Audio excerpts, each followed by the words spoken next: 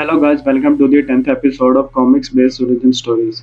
आज हम उस सुपर हीरो की बात करने वाले हैं जो कि खुद एक बच्चा है, यानी शज़ैम।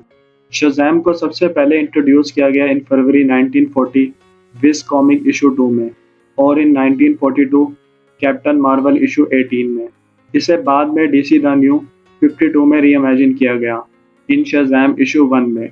आगे बढ़ने से पहले मैं गुजारिश करूंगा गाइस, अगर आपने मेरा चैनल अभी तक सब्सक्राइब नहीं किया है तो अभी जाकर उसको सब्सक्राइब करें। मैं इस चैनल पर ओरिजिन स्टोरीज लाता रहता हूं। अब हम चलते हैं इसकी ओरिजिन की तरफ। बिली बैटसन सबसे पहले फिलाडेल्फिया के ऑर्फनेज में रहता था अपने पेरेंट्स की डेथ हो जाने के बाद। और एक क्रिसमस की शाम होती है जब उसके नए पेरेंट्स उसको देखने के लिए आते हैं ऑर्फनेज में, ताकि वो उसको अडॉप्ट कर सके और उससे कुछ सवाल करते हैं। फिर डिसाइड करते हैं कि वो बिली को ही अडॉप्ट करेंगे। अगले दिन जब वो अपने न्यू घर जाता है तो देखता है कि वहाँ पर पहले से 5 बच्चे हैं जो अडॉप्ट किए गए हैं। डॉर्ला, मैरी, पेड्रो, फ्रेडी, एग्विन। वो इन सब को देखकर और गुस्सा हो जाता है और उन लोगों को बोलता है कि तुम लोग मेरी फैमिली नहीं हो, मुझे अकेला ही रहने दो। ये देखकर डॉर्ला वहाँ से रोते हुए भाग जाती है। जब मैरी ये सब देखती है तो वो बिली पर बहुत गुस्सा होती है। तुम अपने अलावा दूसरों के बारे में क्यों नहीं सोचते हो? इस सब के बाद वो अपने रूम में चला जाता है और अपने पेरेंट्स की तस्वीर निकाल कर देखने लग जाता है और वो बोलता है कि वो कभी भी डॉर्ला को हर्ट नहीं करना चाहता था और वो सोचता है कि उसकी फैमिली अच्छी है, लेकिन उसे पेरेंट्स की बहुत याद आती है और वो उसी तरह सो जाता है। अगली सुबह वो सब ब्रेकफास्ट करके स्कूल चले जाते हैं। जब वो वापस घर आ रहे होते हैं तो कुछ बच्चे उनको तंग करने लग जाते हैं। फिर तभी वहाँ पर बिली आ जाता है और वो उन लोगों को सबक सिखाता है ताकि वो आइंदा कभी तंग ना करें। उन बच्चों को मारते हुए स्कूल की एक टीचर देख लेती है और उसे प्रिंसिपल के पास ले जाती है। वो उसके पेरेंट्स को बुलाते हैं जिन्होंने उसे अडॉप्ट किया होता है। ये सब के बाद बिली का गुस्सा और बढ़ जाता है। फिर वो अपना सामान पैक करता है और घर छोड़ देता है, लेकिन जाते हुए उसे फ्रेडी देख लेता है और वो उसका पीछा करने लग जाता है।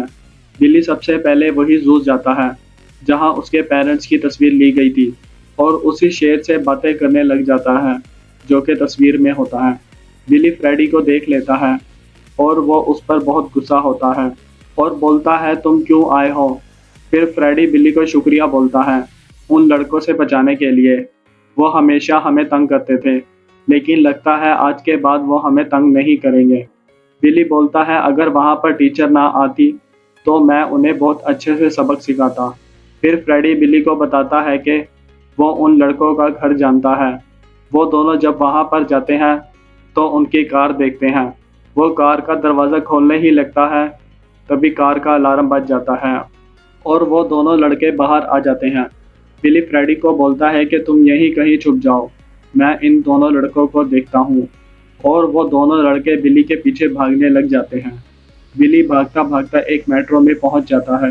बिली अब मेट्रो में ही होता है कि एक जोर से बिजली कड़कती है और वो एक ही लम्हे में किसी दूसरी जगह पहुंच जाता है।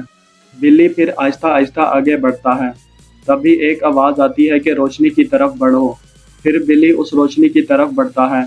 जब बिली आगे आ जाता है तो वो एक शख्स को देखता है जो कि बहुत बूढ़ा होता है और वो एक बड़े से पत्थर पर बैठा होता है। वो उसे बताता है कि ये रॉक ऑफ इटर्निटी है और उसे बताता है कि वो एक नेक शख्स की तलाश में है जिसे मैं अपनी पावर्स दे सकूं। वो बूढ़ा शख्स उस पर वार करता है ताकि देख सके वो एक नेक है या बुरा है।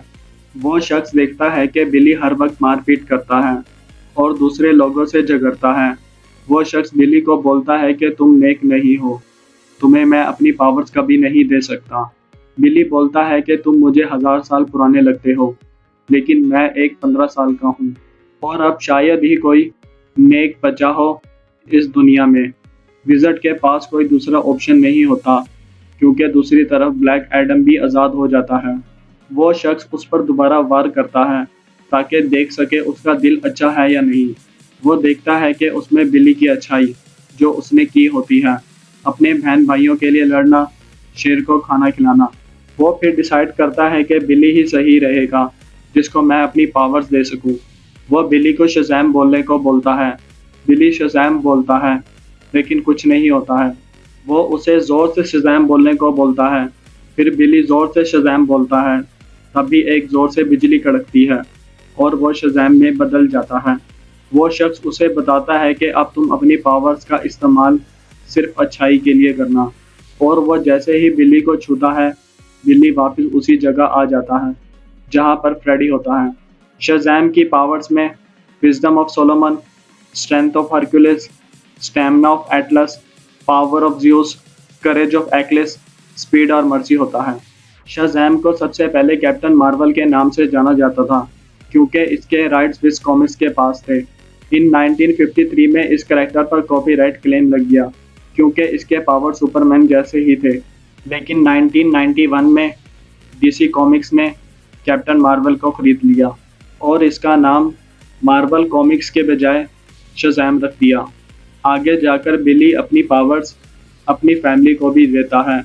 फिर आगे चलकर वो लोग कहलाते हैं शज़ैम फैमिली। शज़ैम का सबसे बड़ा दुश्मन ब्लैक एडम है। गाइस, अगर वीडियो अच्छी लगी हो तो लाइक, कमेंट, शेयर और सब्सक्राइब कर दीजिएगा और घंटी का बटन भी दबा दीजिएगा। अब मिलते हैं अगली वीडियो में।